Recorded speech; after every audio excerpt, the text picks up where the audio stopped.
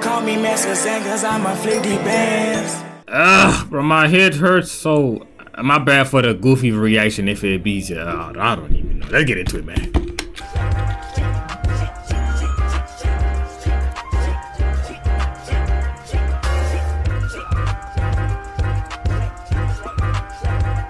When looking at the discourse of many communities, you may often find someone calling a certain character or person a fraud. But what do people mean when they say this? Webster says a fraud is a person who is not what he or she pretends to be, or in other words, an imposter or a pretender. Now, in the right context, the word fraud is appropriate to use, but in many cases, the word is misused greatly. The word has been ran into the ground so much that it has lost a lot of its original meaning. Another example of this happening is the term crash out, where people have spammed it so much that the word is meaningless. In anime, cartoons, sports, movies, comics, etc., people are quick to call someone a fraud after losing a fight or a game when it is simply not justified. And you know, since I've been really leave Yamcha alone, bro. My head hurts from the previous weird reactions I just did. The weird video I just saw, bro. My head hurts. Leave Yamcha alone. Fucking hell. A fight or a game when it is simply not justified. And you know, since I've been really negative in some of my recent videos, I wanted to switch it up a bit and take some time to dispel some of the fraud narratives around certain characters. So it's all positive. What is that voodoo that boy doing? And they just let him do that? What the hell? I wanted to switch it up a bit and take some time to dispel some of the fraud. What is this guy doing, bro? Like in all seriousness, what is he doing? And why did I allow him?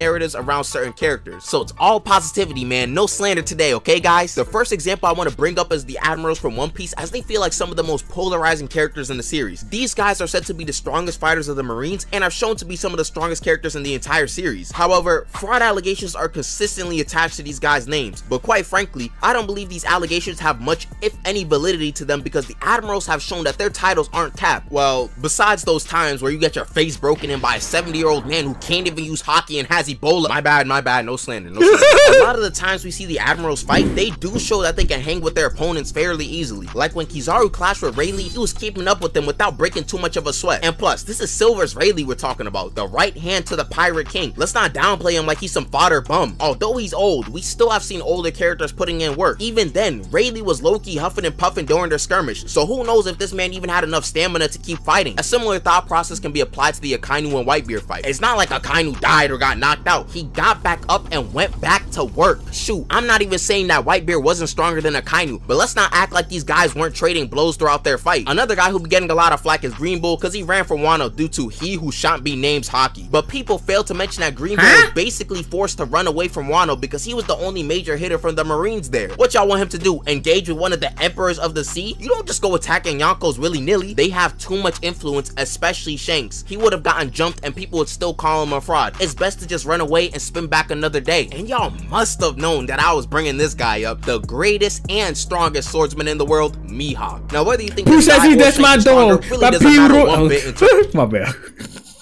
Bro, I'm tired. I'm deprived of food, sleep, everything, mate.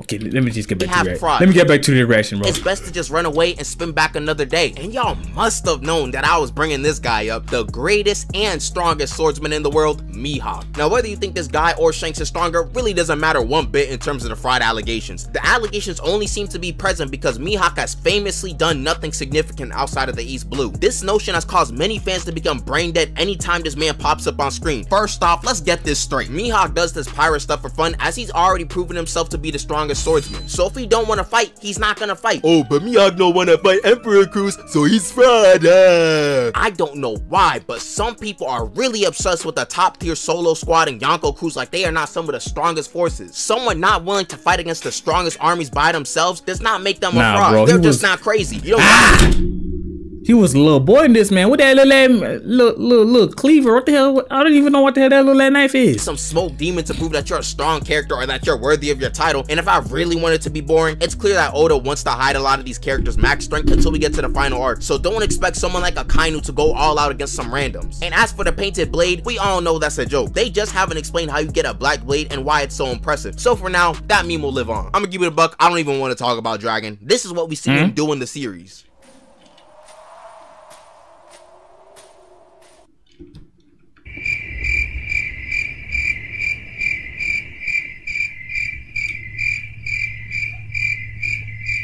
But it's not just One Piece that has a lot of false fraud allegations. These allegations are rampant in other series. There are people that unironically think that characters like Gojo, Yamamoto, and Rengoku are candidates for the biggest fraud in anime history. This post is telling me that someone out there on God's green earth believes that Yamamoto is in the same class as Buggy the Clown when it comes to being fraudulent. Now I know it's probably unfair to bring up one post and paint it as widespread opinion, but from my personal experience, I've seen enough people that actually think Yamamoto and Gojo are frauds for me to call it out. First off, why is Rengoku even here? What makes him a fraud? Losing to an upper moon? Akaza is given the works to basically every Hashira at this point in the story except Gyome. Anyone with upper rank 3 or higher will most likely need to get jumped. This man Rengoku didn't even have a mark. What did people expect him to do? Losing to a stronger opponent does not make you a fraud. Then the fact that people believe Yamamoto was a fraud is laughable. I alluded to talking about this in a previous video because I really wanted to talk about it. Anyways, when Yamamoto said there's no greater security than me, he wasn't necessarily joking or really lying. Besides Squad Zero, who wouldn't even interfere with anything outside of the Soul King Palace, Yamamoto was the strongest security for the Soul Society at that moment. Plus, these guys weren't doing nothing to Yamamoto. What does he need security for? And let's start setting a certain record straight. The whole point of Yamamoto being beaten by Yu-Hawk wasn't to show that he's weak or anything. It was to show that over the years, he became a stubborn old man. Yamamoto was never the smartest guy in the Soul Society or ever really open to new ideas for real. Man's never even got his arm healed. So him getting duped by Yu-Hawk because of the traits he's already shown throughout the series does not make him a pretender of some sort. His strength is still there. In fact, he probably would have defeated this version of Yu-Hawk if he had his Bankai. The clone version of Yu-Hawk, aka Roy Lloyd, was said by the creator himself to have about 70 to 80% of his strength. And we know that this is probably true because he boxed up Kenpachi with just his hands. And when Yamamoto popped his Bankai versus this guy, he was showing all of his moves to try to demoralize Yu-Hawk. This fight was not like Cell versus Goku during the Cell games. It was a beatdown. Yamamoto was trying to make a statement. So if Yamamoto folded 70% of Yu-Hawk with ease, he probably could beat him with the extra 30%. If you want an analogy, if I get smoked in the 200-meter race by like 10 seconds and I say, hey, oh, wait, I ain't have my spikes on, so I was only going about 75%. What the fuck is 30% gonna do? I get smoked by 5 seconds instead. And I've gone into why Gojo isn't a fraud multiple times. Gonna spoil the manga a bit, so skip here to avoid that. Let's read this panel real quick. The strongest sorcerer in history versus the strongest sorcerer of today. Both these dudes claim to be the strongest, so they're seeing who can really own the title. So fighting someone who is dubbed the strongest sorcerer in history for 10 plus chapters and almost winning does not make you fraudulent. People act like Gojo said he'd win and start getting his tail whipped or something when the fight looked like it could have gone either way. And almost dying because someone tried to skip you does not make you a fraud. If you don't like Gojo, just say that and keep it pushing. Like I said previously, to be a fraud, you have to be deceiving others with an idea that portrays you as something that you are not. This definition isn't very applicable to every character. Bro, I literally explained it at the start of the video. My energy is gone, bro. So if I'm pissing you off right now and not locked in, bro, I don't know what's going on with me. I feel like I'm sick a little bit. Under the sun. To have this definition apply to a character better, you'd have to be getting your butt whipped in a lot of fights you get into and have a name that suggests that you are invincible. So it's all positivity, man. No slander today, okay, guys? Well, so much for that. Mark is a really special case. He's not like Takamichi who gets beaten up because he's a bum of a character and a bum of a delinquent, but he gets beaten up just enough for me to be like, dang, again? The genre Invincible as a series is going for is a more realistic superhero experience for a teenager, so I can't expect him to just win every fight. But the fact still remains that he's gotten beaten up by a lot of people who realistically shouldn't be beating someone up named Invincible. Were there no other names available? Was something like Ultraman taken already? Let's be real. Invincible as a superhero name is extremely misleading considering the fact that I see him with a bloody nose in half of his fights. Imagine seeing the Flash, the fastest man alive, not being able to react to normal speed punches. Oh shoot.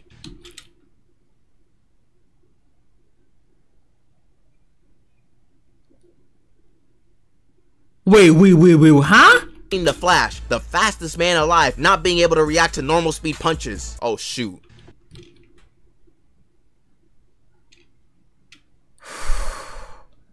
It's like, bro, these niggas don't know what to do when they create these fucking stories, man. What do you mean? I see other characters lose one fight and get dubbed the fraud afterwards. Some of those allegations. Oh, bro, please, bro. I don't have the energy to be pissed off and screaming. My head, I literally got a headache right now because of the previous videos I just looked at. Oh, man, hold on. Oh, breathe. I'm about to lose my motherfucking marbles, man. I'm getting old, man. I haven't reached Unk status, but yeah. Yeah, that shit be pissing me off these days. Need to be directed towards Mark, especially in some parts of season 1 and 2. And it's not even the fact that he lost to a character like Battle Beast. There's no shame in that. Battle Beast is like the strongest in the verse, and he went against a fairly green Invincible. But zombie robots, that's who's beating you up? Every other episode feels like some random new fighter is beating him up. And before I move on to more slander, if you're enjoying they got a kink of seeing this man getting beat up. the video and you're new, you might as well subscribe. While I'm on a roll talking about frauds, I might as well bring up the Illuminati. Big dog, big dog, whoa. Stop right there. For your safety, just stop right there. What the fuck is you do? Whoa. No, I'm talking about the Marvel Illuminati. Oh, thank God, bro. You get to live another day. Do not hit up forces you don't even comprehend or whatever.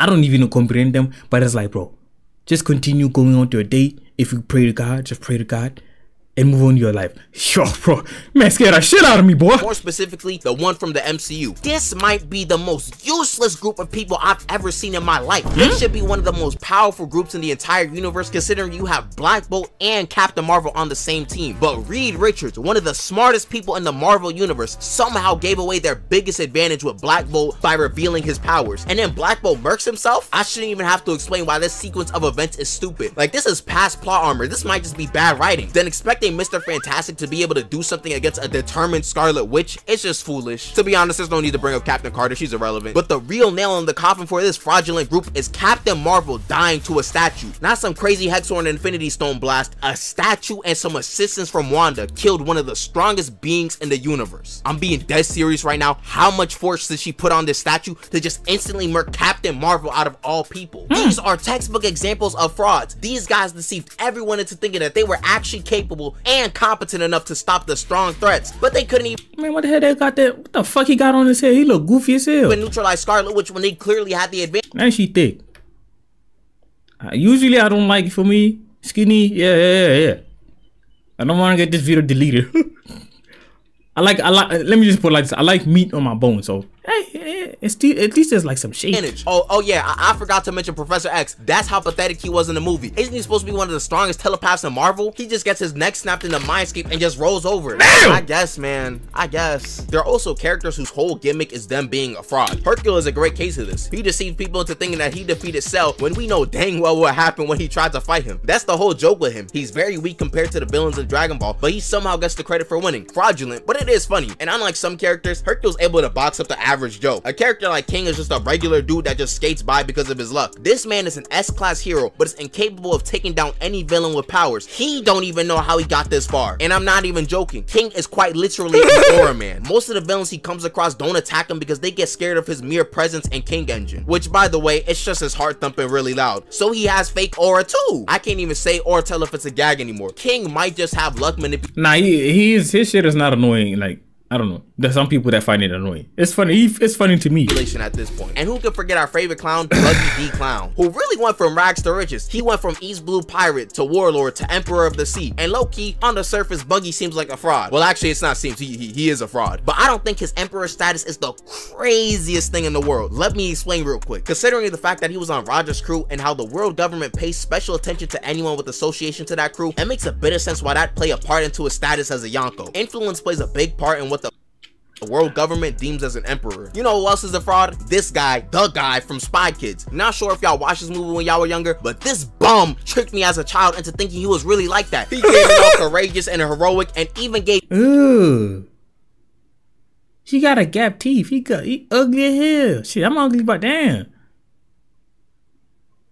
Why did I find this goofball amazing back then? Everyone hoped that they'd win. Then he got all 99 of his lives taken away in an instant. He's a fraud. I'm actually getting angry just thinking about it. Again, more spoilers for JJK, so skip here to avoid them again. But I'd really be doing myself a disservice if I didn't mention this guy. Sukuna, while he was in Megami's body, had short-lived but severe fraud allegations. The case was being built and he was almost the biggest deceiver of all of new gen manga. If you guys were reading the manga last year around this same time, you know that for like 3 chapters straight, Gojo was putting the pause on this guy Sukuna. I'm talking red back shots wrapping around the building, attempting to 3v1 Gojo and still being on the ropes at times, hollow purple nukes, yelling for Maharaga. Frody even tried throwing fire extinguishers as a means to distract Gojo, and to top it all off, getting black flash so hard that all 4 of your eyes whited out. The memes were actually out of control. Trust me, if it was the other way around, I'd be making this exact segment about Gojo. But we all know how everything ended up. Sukuna ended up clearing the fraud allegations completely. And finally, I wanted to briefly mention Father from Fullmetal Alchemist Brotherhood. Although I know why he lost, realistically, I feel like he had everything going his way to win. He had all the strength and got boxed up by Edward, a teenager. The alchemy we saw him do was out of this world, so him losing was kind of crazy. But the whole point of his character is Father being smart enough to craft this entire plan to get this strong, but too dumb to understand certain aspects of humans to actually succeed. But that's kind of boring to say, so I'm gonna just say he's a fraud.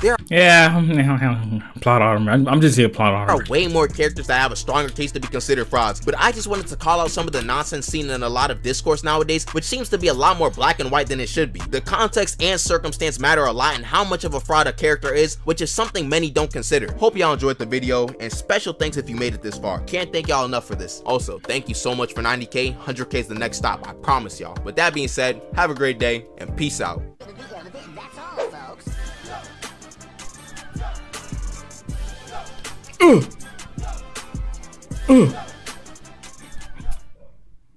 Oh shit.